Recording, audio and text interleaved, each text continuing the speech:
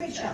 It's an adaptation of a little book by Hugh Howey, and it's about a futuristic community that exists in this massive underground vault with 44 floors. For those who didn't catch the first season, I don't know if it's too much of a spoiler, she gets out, and the outside, it ain't Nirvana. Anyway, so we're going to show a clip.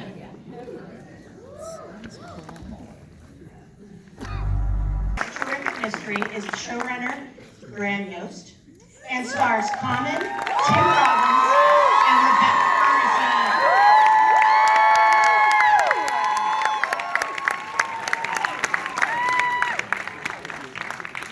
Graham, I remember talking to you last year, and you were very specific. You didn't really want to call this a sci-fi drama, but we're talking about this futuristic underground community, so what the hell is it? I love what Apple came up for, which was Appletv+, not the other part, which is a dystopian thriller. And that's really what it is. That's really what it developed. You know, from even from that clip, you get that sense. There's hopefully a lot of tension, a lot of excitement, and you get to work with people like this. There's no spaceships, no spaceships. Yet. No, never. No. I wanted to turn to you, Rebecca. You obviously had this incredible film career. What was it about this script that made you want, put that film career aside? Yeah, my career is so incredible. Amazing. So I started off doing that. I think it's a mixture of a lot of things for me. It's a script, it's a character, it's what I've done prior to the next role. And then there was a lot of Graham Yost involved for me. We had a lot of conversations back and forth about script and stories, etc. And then I think it was the fact that Graham connected so with me when it comes to storyline and being a part of the process of Silo that made me fall in love with it. I love this show so guttily. I get very emotional because I'm so invested and I love everyone so much. It's not just a film that I've dipped in or a TV show that I've dipped in and I do a role. Oh, look at that. I didn't know that. Should I speak slower? She's so quick, the moderator behind you.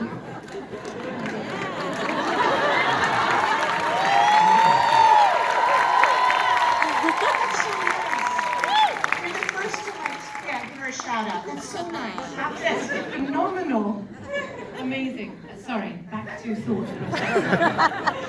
My point is, this is not just a film that I've created a character and done it and left. It's a show that I am so involved in that I love it beyond anything and everyone. So it sounds like there was a little bit of seduction, a talk to get her on board. It was back and forth. Yes, Morton, Tilton, and I Zoomed with Rebecca, and we can tell it's the famous story of the show now. I wasn't going to, but I want to. Rebecca passed, and we were, really? We thought that went really well. And then we found out that, I think it was Carter, who kept on calling Apple and saying, so have you cast that part yet?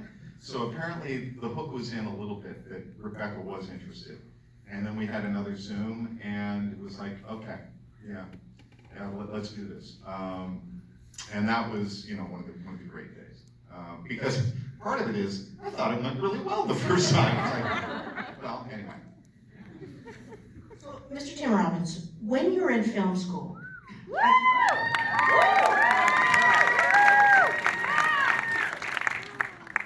I can't imagine that you were thinking to yourself, gee, I hope that someday I get to play the head of IT for a TV show. When I was in school, there was no such thing as IT.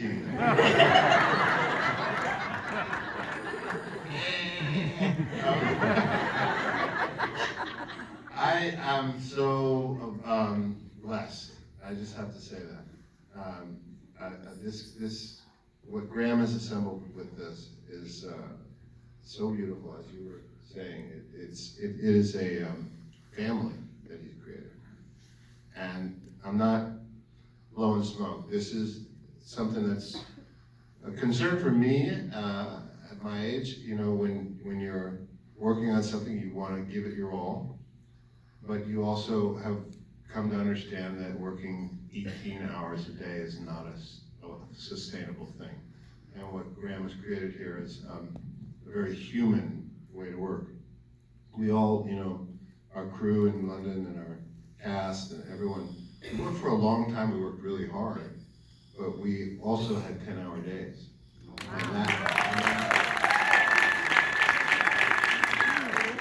It's England. It's England. It's 10-hour days. It's a standing lunch often. Union stuff, and it's like if you want to go overtime, they basically vote whether or not they're going to do it. But you know, directors from the States are coming and it's like, well, I'm used to working 12 hours. Within a week, they're like, oh, this is fantastic. You actually can have a life, but also the work gets done. It gets done. If you know this is the time allowed, you know, it gets done. And yeah, there's a lot to be learned from how they do it. So you wind up really enjoying your work and loving the people you're working with. It's a simple formula. And you're in England, and you're inside, so you never have to worry about the weather while you're filming. There was no Fridays, right? There's no like going Friday night into Saturday because we're also in a silo the whole time. So it's, you know, 8 in the morning till 5 in the afternoon. Your character is interesting in that he looks very different than everyone else. He's got this very cool outfit on, the leather. He oozes cool. I think they're into it. Yeah. Why is that? Why is he different? I think just because I'm cool.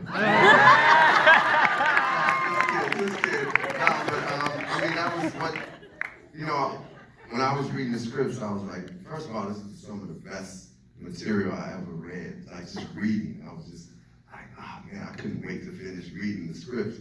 And then I started to look at Sims, and like Sims was somebody who was like, he had this like, it could have been just a heavy, but they wrote him where he wasn't just a heavy. He was like someone who was fighting for something he believed in, but he also had some dimensions to him. So I have to say, like, the Sims style, I gotta give it up for like Charlotte, who's our costume designer, just like Graham and Morton, they kind of came up with ideas about what Sims would be, and I just kind of put on an outfit and it started to breathe, and I just did my inner work as much as possible so then it could breathe. But people do ask me, why am I the only one in the silo with a leather jacket? And how is my like head always shaved every day? And I'm like clean cutting everybody's grimy and stuff. But I mean, like I said, Sims is kind of cool. You know? It's a blessing to be a part of this, and like, man, I haven't done as much as these great people have, but things that I've done in different aspects of my career and life, and I've never been a part of something that holistically is this wonderful. Like from the material, from the writers to the writers' room, to our leader, to the actors I'm working with, to the crew, to like this, the people, everybody working on it. I've never worked in this much excellence, and it's just like, it's a beautiful thing. And like, I mean, in life, I remember during the pandemic, I was like, I gotta set my intentions to working on things that's really quality.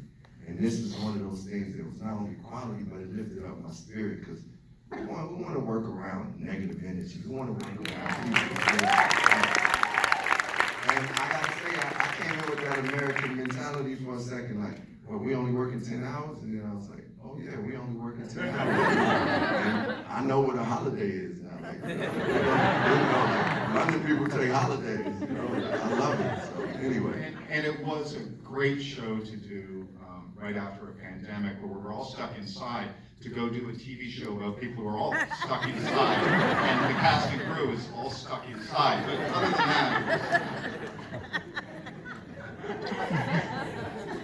that, I also want to add, there's several streaming services. I think I'm just going to put my 2 cents in here. I think Apple's freaking great. Rebecca, now that we know what's outside, it's not great. Is Bernard and Sims, are they really that bad of dudes? I mean, aren't they then protecting the folks from out there? Becca would like to answer that question. However, upon the advice of counsel, going forward. Thank you.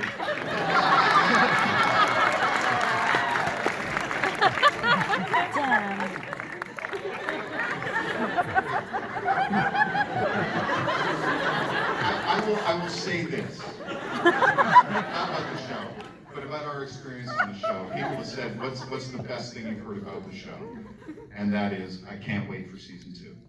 And that was the coolest thing, and you never know. So the last big VFX shot of Rebecca walking away from her silo, and it's like, did it work? I don't know, are people gonna understand what we're saying? And people understood, and that was a huge thrill.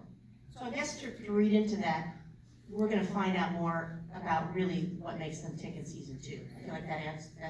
I would say that one of the things about Hugh's books, and again, my thing about the books is buy the books, buy multiple copies, and don't read them until the series is over. Only because we want to have the fun of turning the cards and answering the mysteries. But, you know, it ultimately all comes down to character. Tim, you were going to say? Yeah, Tim was gonna talk. I'm just gonna say what you think you know, you might not know. Yeah.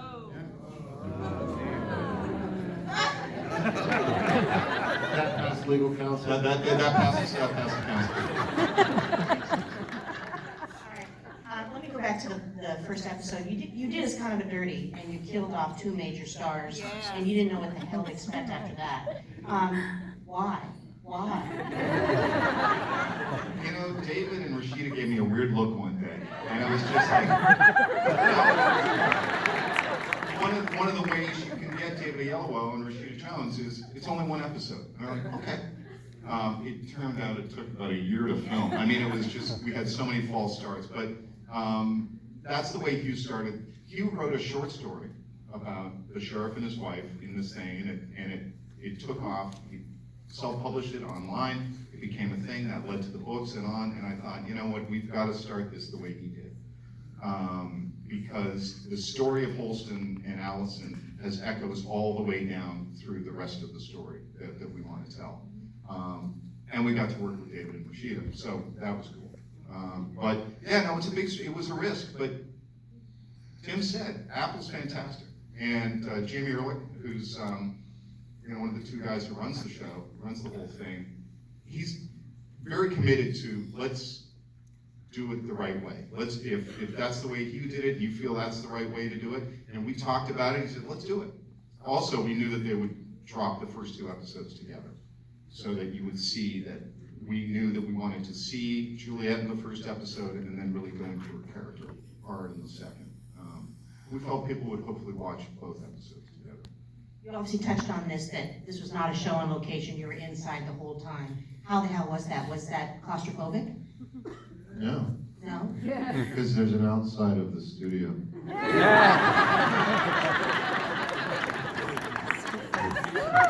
They all lived together for 7 months inside the set. Rebecca looked at Thomas and goes, that's so stupid.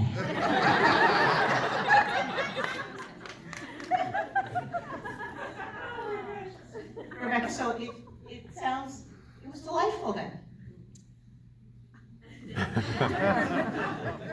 trying to also, I'm listening to us and I'm going, our show is amazing because we just love each other, it was so funny.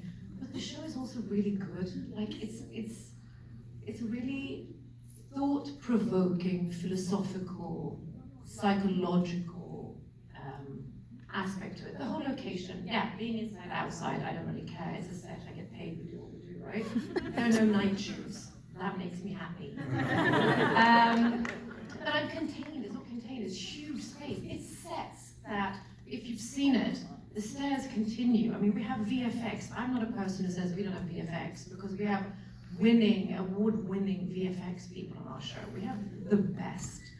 Fucking creme de la creme, and I love them. But the point is, it's a merge. So we have these sets with the stairs that we can run too many times. Should we stop running? Holy shit, I'm tired of it. Yeah, keep complaining about it, see what happens. She's out. What does it matter? That's the way it is.